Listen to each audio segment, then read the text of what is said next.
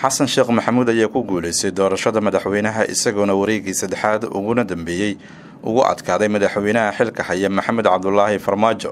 xasan sheekh ayaa helay 214 cod halka farmaajona uu helay 110 cod, waxaana codaysay 327 xildhibaan ee labada aqal ee baarlamaanka. waxaa doorashada u tartantay in ka badan 30 musharax oo uu ka haray wareegii koowaad iyo labaad ee codbixinta oo ahayd mid aad u adag. xasan sheekh kuma cusba villa Soomaaliya, waxaan sidoo kale ku cusbeen caqabadaha horyaala oo ah kuwa taagnaa intii uu madaxweynaha ahaa dhowr sano ka hor. haddaba waxaan dib u eegaynaa qaar ka mid ah caqabadaha horyaala madaxweynaha cusub: amniga iyo dhismaha ciidamada qaranka. qaybo badan oo ka mid ah deegaanada dalka waxaa gacanta ku haya ururka Al-Shabaab, markasta waxaa dhaawaca weeraro iyo sidoo kale weeraro iyo qaraxyo ay geystaan Al-Shabaab, waxaana ku sugan ciidamo howlgalka midowga Afrika ee ATMIS kuwaasi oo ilaaliya goobaha muhiimka ee dowladda sida teendhada Afasiyoone oo ay doorashada ka dhaceysay. madaxweynaha cusub waxaa horyaala caqabadahan, waxaana laga doonayaa in uu wax ka qabto amni darada ka jirta dalka. dalalka beesha caalamka waxa ay dowladda Soomaaliya ay ka taakulaysaa dib u dhiska iyo qalabaynta ciidamada Soomaaliya. Britain ayaa magaalada Baydhabo ka bilowday barnaamij ay ku tababarayso ciidamada qaranka Soomaaliya. Mareykanka waxa uu qalabaynayaa ciidamada danab, halka Turkiga uu isagana wado tababarada saraakiisha ciidanka Soomaaliya. madaxweynahan cusub waxaa hortaala shaqadan si loo helo ciidamo qaran oo si buuxda ula wareega gacan ku haynta amniga Soomaaliya, taasoo wadada u xirta in howlgalka ATMIS la soo gabagabeeyo. doorasho qof iyo cod wuxuu qorshaha ahaa in wixii ka dambeeya doorashada 2020 in Soomaaliya ay ka tallaabsato doorasho qof iyo cod.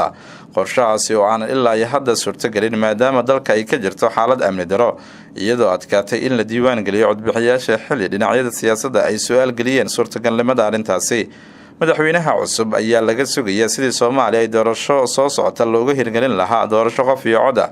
doorashadan waxaa xildhibaanada baarlamaanka soo doortay ergooyin ku sugan deegaan doorashooyinkoodii dalka, kuwaasoo soo doortay madaxweynaha. Soomaaliya waxaa haatan lagu xukumayaa dastuur ku meel gaar ah oo la ansixiyay 1 Agost 2012. ansixinta dastuurka oo tan iyo xilligaasi ay howsheedii soo jiitamaysay ayay isku gudbiyeen baarlamaanadii dalka, welina lama soo saarin dastuur dhammaystiran. iyadoo Soomaaliya uu hareeyay khilaaf doorasho ayaa waxay dhinacyada isku hayay siyaasadda Soomaaliya isku khilaafsanaayeen hanaankii loo maray lahaa arrintaasi. haddaba maxaa laga yeelayaa arrinka maadaama dastuur walba uu ahaa mid ku meel gaar ah oo la doonayay in la dhammaystiro? madaxweynaha haatan la doortay ayaa laga sugayaa inuu dardargeliyo dadaalada lagu dhammaystirayo dastuurka qabyada ah si looga gudbo caqabadaha in muddo soo jiitamayay. qodobka 63 iyo qodobka 11 ee dastuurka ku meel gaarka ayaa baarlamaanka awood u siinaya in iyagu ay qabtaan hawshaasi, waxaana iskala baarlamaanka federaalka.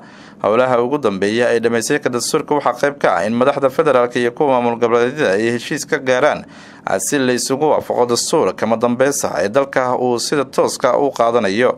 madaxweynaha cusub ee Soomaaliya waxaa laga doonayaa inuu isku keeno dhinacyada ay kala geysay siyaasadda oo ay ka mid yihiin madaxda maamul goboleedyada iyo kuwa dowladda dhexe.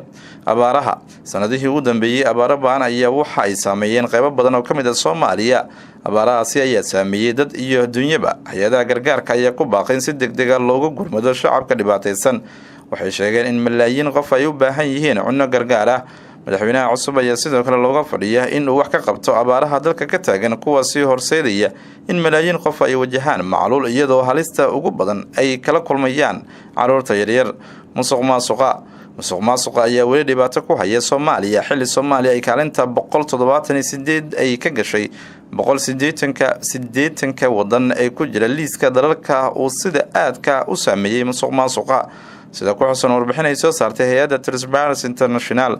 la dagaalanka musuqmaasuqa waxa uu markasta qayb ka yahay qorshaha dowlad kasta oo timaada, balse madaxweynaha cusub ayaa looga baahan yahay in uu la yimaado qorshayaal lagu dagaalamayo ama lagu ciribtirayo musuqmaasuqa aadka u xoogan ee Soomaaliya la degay.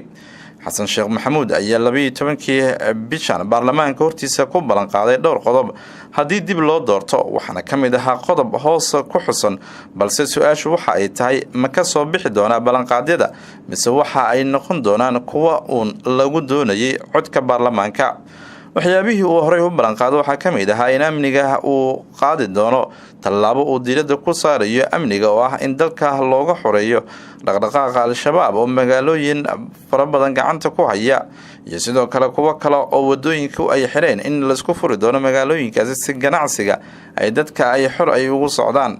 waxaa amniga barbar socda garsoorka oo aanan ku bilaabi doono ayuu yidhi guddigiisa madaxa bannaan ee adeega garsoorka ilaalinta sharafta iyo karaamada dalka iyo dadka. waxaan ballanqaadayaa ayuu yidhi in qof muwaadin Soomaaliyeed aan dal kale loo dhiibin. waxaan ballanqaadayaa in qof Soomaali ah in fikir siyaasi oo uu aaminsan yahay awgiis loo caburan ayuu yidhi. dib u heshiisiinta markii aynu dib u eegno Xasan Sheekh ayaa ballan qaaday in dalka ay ka dhaqangelin doonto dowladiisa dib u heshiisiin laba waji leh. kow dib u heshiisiinta bulshada ee deegaanada oo degmooyinka maxalliga ah ee beelaha dhexdooda ka socon doonta. dib u heshiisiinta siyaasadda oo dadka Soomaaliyeed aan doonayno ayuu yidhi in asaas ay u noqoto dastuurka. haddii dastuurka lagu heshiiyo oo dadka Soomaaliyeed oo dhan isla qaataan waxaan aaminsanahay in dib u heshiisiinta siyaasadeed meel ay gaari doonto laguna dhaqmi doono haddii la yidhaahdo ayuu yidhi. dimuqraadiyadda waxaan aasaas uga dhigaynaa ayuu yidhi xisbiyada siyaasadeed oo aan doonayno in qofka siyaasiga fikirkiisi la yaqaano oo aan dalka hoggaankiisa iyo sidoo kale taladiisa aanu aamini doonin isagoona aan la garanaynin ujeedkooyinkiisii iyo aragtidiisii siyaasadda. waxaan abuuraynaa ayuu yidhi nidaam ah in dadka Soomaaliyeed ay ku kalsoonaadaan hay-adaha dastuuriga iyo kuwa dowladda oo aan loo arkin kuwa u daneynaya dadka gaar ah ama deegaan gaar ah ayuu yidhi. waxaan sidoo kale daadejin doonaa ayuu yidhi nidaamka federaalka oo gaarsiin doonaa ilaa heer degmo iyo tuulaba. daawadayaal waxaad nala wadaagi kartaan qaybta hoose ku xusan commentigiina ama aragtidiina.